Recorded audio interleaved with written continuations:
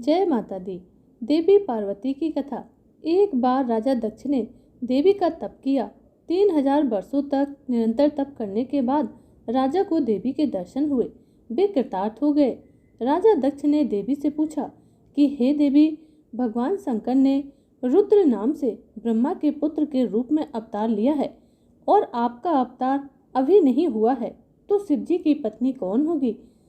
तब देवी ने उन्हें वर दिया कि मैं ही तुम्हारी पत्नी के गर्भ से पुत्री के रूप में जन्म लेकर कठिन तप से शिव की पत्नी बनूंगी।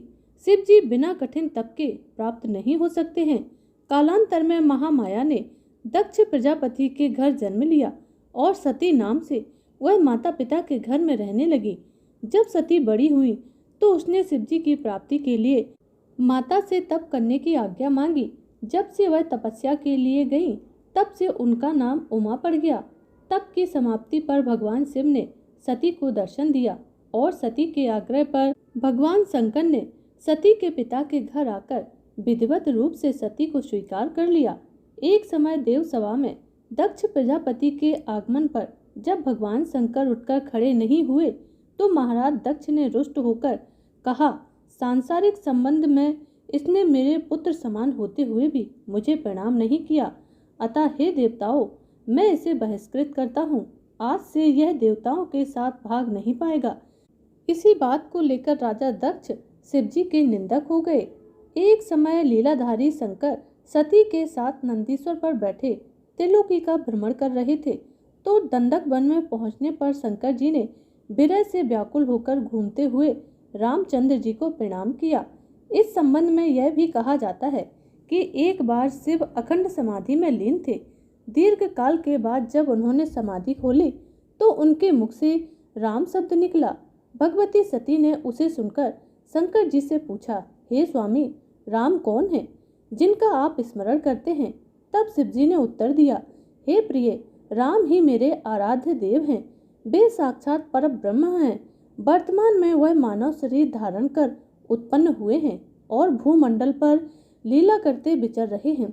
धर्म की स्थापना के लिए ही मेरे प्रभु ने यह अवतार लिया है, अतः मैं उन्हीं का स्मरण कर रहा हूँ। यह सुनकर सती के मन में संदेह हुआ कि यदि राम पूर्ण ब्रह्मा है तो वह सीता के विरह में व्याकुल होकर एक सामान्य मनुष्य सा व्यवहार क्यों कर रहे हैं।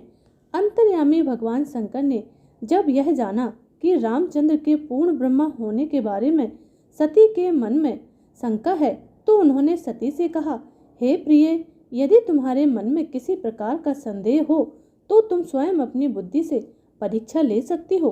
पति की स्वीकृति पाकर सती उस स्थान पर जा पहुंची जहां रामचंद्र जी सीता के विरह में व्याकुल होकर भटक रहे थे। इस समय सती ने सीता जी का रूप धारण कर लिया और सोचा, यदि रामचंद्र जी उन्हें देखकर भ्रमित हो जाएंगे तो इससे स्पष्ट हो जाएगा कि वे पूर्ण ब्रह्मा नहीं हैं। परंतु सती ने जो सोचा था उसका उल्टा ही हुआ।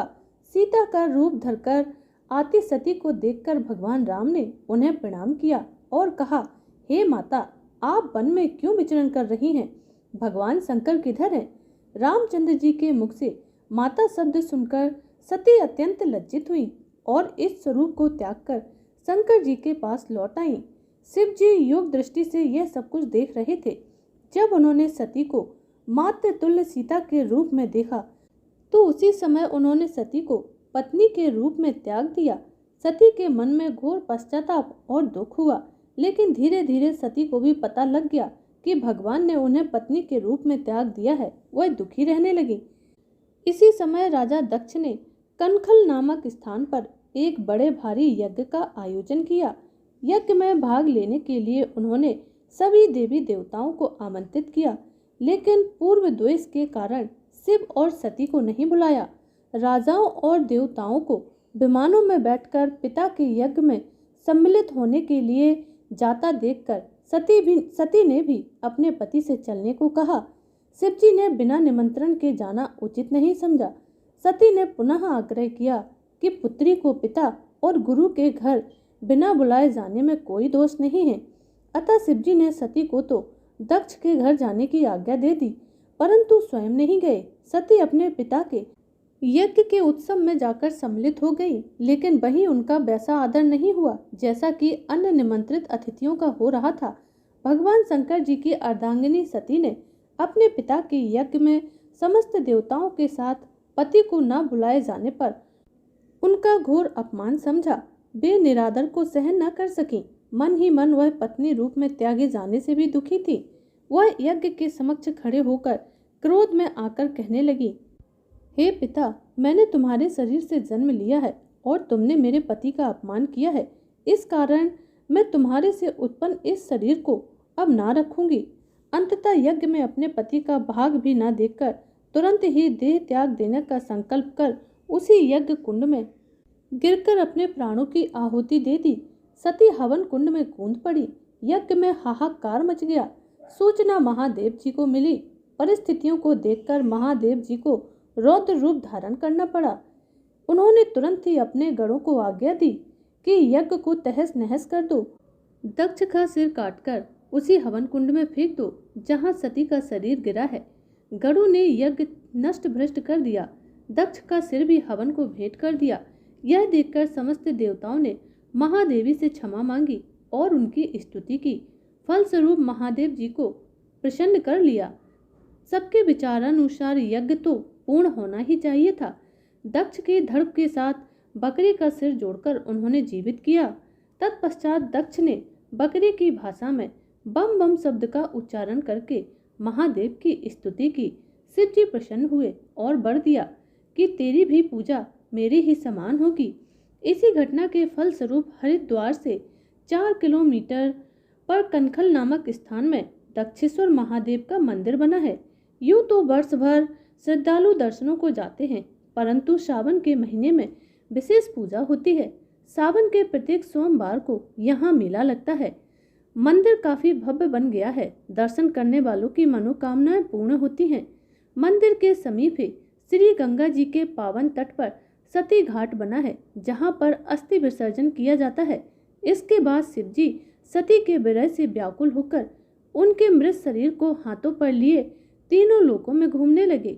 इस स्थिति को देखकर भगवान विष्णु ने चक्र से सती के मृत शरीर के टुकड़े टुकड़े करके गिरा दिए। सती की देह के अंग के 51 विभिन्न स्थानों पर गिरे। इन सभी स्थानों को शक्तिपीठ माना जाता है। पति के अपमान से दुखी अपना शरीर त्याग करने के बाद फिर उन्हीं महादेव से विवाह करने के अभिप्राय से उन्होंने हिमाचल के घर में जन्म लिया। अब सती की माता का नाम मेनका था। मेनका सद्गुणी और अत्यधिक रूपवान थी। माता के समान शरीर का वर्ण उज्जवल होने से उन्हें गौरी तथा पर्वतराज की कन्या होने के कारण उन्हें पार्वती कहा जाता था। आज भी वह जगत जननी, आदि शक्ति और सर्वव्यापिनी के रूप में संपूर्ण भारत में पूजी जाती हैं।